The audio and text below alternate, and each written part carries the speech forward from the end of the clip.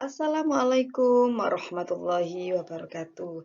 Anak-anak, bagaimana kabarnya hari ini? Semoga kalian tetap semangat dan selalu sehat. Anak-anak, sebelum dimulai, mari kita berdoa supaya diberi kemudahan oleh Allah. Berdoa mulai. Selesai. Anak-anak, kali ini Bu Fuza akan menjelaskan muatan bahasa Indonesia. Tema 1, organ gerak hewan dan manusia. Tujuan kompetensi dasar yang ingin dicapai yaitu kalian dapat mengetahui pengertian ide pokok dan kalimat pengembang. Dan kalian dapat mengidentifikasi ide pokok dan kalimat pengembang pada paragraf atau pada teks bacaan. Nah, anak-anakku, pengertian ide pokok. Ide pokok adalah topik utama yang dibahas pada suatu teks. Ide pokok memiliki nama lain, yaitu gagasan pokok, pikiran utama, atau pokok pikiran. Ide pokok adalah suatu gagasan yang menjadi dasar dalam sebuah paragraf. Biasanya ide pokok itu berbentuk kalimat utama. Untuk letaknya, biasanya ide pokok itu ada di awal, ada di tengah, atau ada di akhir suatu paragraf cerita.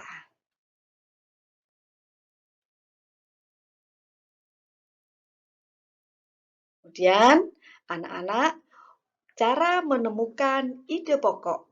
Yang pertama, membuka teks dengan cermat, membacanya dengan penuh konsentrasi. Yang kedua, mencermati kalimat utama sampai kalimat terakhir pada setiap paragraf. Yang ketiga, temukan kalimat utama dalam suatu paragraf. Kalimat utama biasanya terdapat di awal, di tengah, atau di akhir paragraf. Setelah itu, tentukan ide pokoknya. Ya, anak-anak, kalimat utama dan kalimat pengembang. Kalimat utama adalah kalimat yang berisi ide pokok dan menjadi dasar untuk mengembangkan paragraf.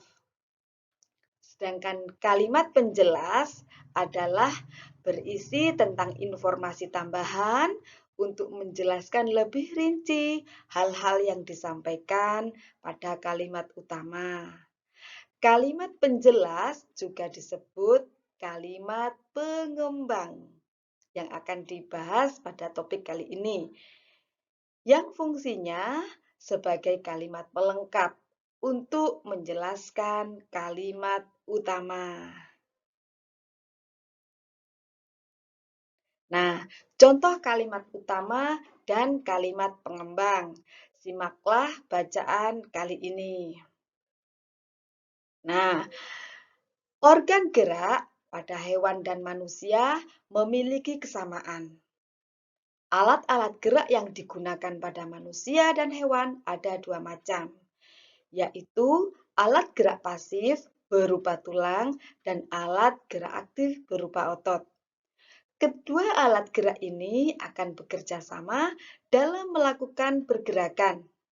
Kerjasama antara kedua alat tersebut membentuk suatu sistem yang disebut sistem gerak.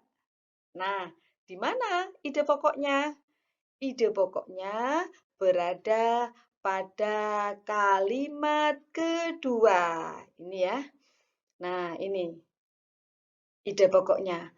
Alat-alat gerak yang digunakan pada manusia dan hewan ada dua macam, yaitu alat gerak pasif berupa tulang dan alat gerak aktif berupa otot. Diambil sampai titik.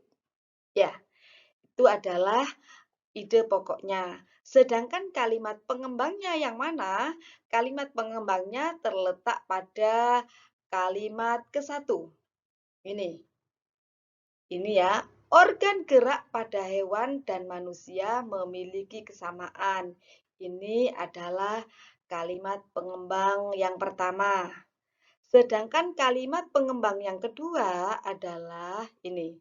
Kedua alat gerak ini akan bekerja sama dalam melakukan pergerakannya. Ini adalah kalimat pengembang yang kedua. Dan ini adalah kalimat pengembang yang ketiga, ada di kalimat keempat. Kerjasama antara kedua alat gerak tersebut membentuk suatu sistem yang disebut sistem gerak. Nah, anak-anakku, dalam mencari kalimat utama dicermati bacaan ini ya. Kemudian ide pokoknya dilihat. Terkadang ada di awal, terkadang ada di tengah, terkadang ada di akhir sebuah paragraf. Nah, ayo mencoba mencari kalimat utama dan kalimat pengembang. Lihat buku tematik pada halaman 37 tentang bacaan gotong royong. Ini adalah satu paragraf. Gotong royong merupakan modal dasar bagi terciptanya suasana kemasyarakatan yang harmonis. Mengapa demikian? Karena dengan bergotong royong, masyarakat akan sering melakukan silaturahmi dan kerjasama, sehingga terjalinlah solidaritas.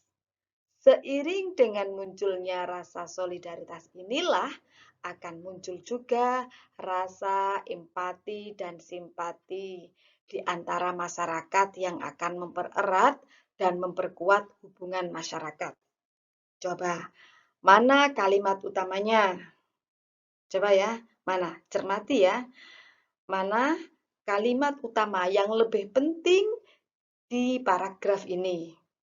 Ternyata ada di kalimat ke-1, yaitu gotong royong merupakan modal dasar bagi terciptanya suasana kemasyarakatan yang harmonis. Inilah kalimat utamanya, inilah ide pokoknya, sampai titik. Ya, alhamdulillah. Selanjutnya,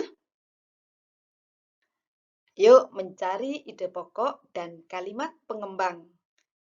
Kalian buka halaman 44. Ya, silakan dibaca paragraf ini. Siput bukanlah hewan yang lemah. Ini adalah judulnya. Ya, siput menurut sebagian orang dianggap sebagai hewan yang lamban dan menjijikkan. Bahkan karena gerakannya yang lamban, tidak jarang orang membanding-bandingkannya dengan kelinci. Siput juga dianggap menjijikkan karena tubuhnya yang penuh dengan lendir. Nah, anak-anakku, setelah kalian membaca dengan seksama, carilah ide pokoknya dan kalimat pengembangnya. Setelah itu, ide pokoknya kalian tulis, salin di buku di sini ya. Kemudian kalimat pengembangnya ditulis di sebelah kanan. Ya. Jadi, ide pokoknya ada satu kalimat. Sedangkan kalimat pengembangnya ada satu kalimat atau dua kalimat atau tiga atau sampai 4 kalimat. Silakan mengerjakan dan berlatih, semoga kalian berhasil menemukan ide pokok dan kalimat pengembang. Oke, selanjutnya. Nah, anak-anakku, ini ayo mencoba mengembangkan ide pokok menjadi paragraf. Ya. Nah, kalian lihat di buku tematik. Ya. Berdasarkan ide pokok berikut, kembangkan menjadi sebuah paragraf. Ini adalah ide pokoknya. Musyawarah mufakat adalah nilai luhur bangsa yang harus terus diterapkan dalam kehidupan sehari-hari. Ide pokok ini bisa diletakkan di awal paragraf, bisa diletakkan di tengah atau di akhir paragraf. Dikembangkan menjadi sebuah paragraf, ya. Nah, ini contohnya. Ini ya. Musyawarah mufakat. Musyawarah mufakat adalah nilai luhur bangsa yang harus terus diterapkan dalam kehidupan sehari-hari. Ya, ini sama dengan ini. Kemudian kalimat pengembangnya adalah lanjutannya.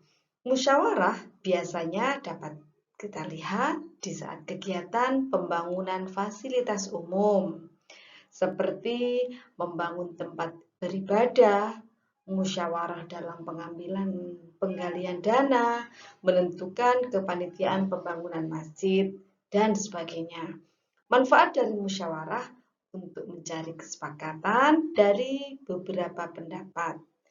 Ini adalah hasil pengembangan dari ide pokok.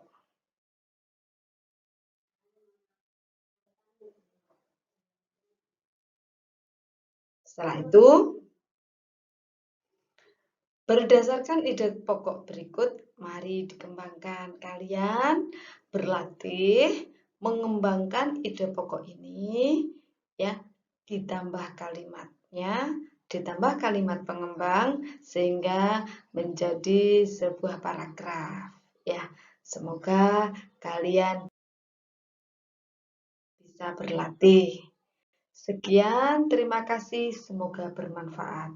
Wassalamualaikum warahmatullahi wabarakatuh.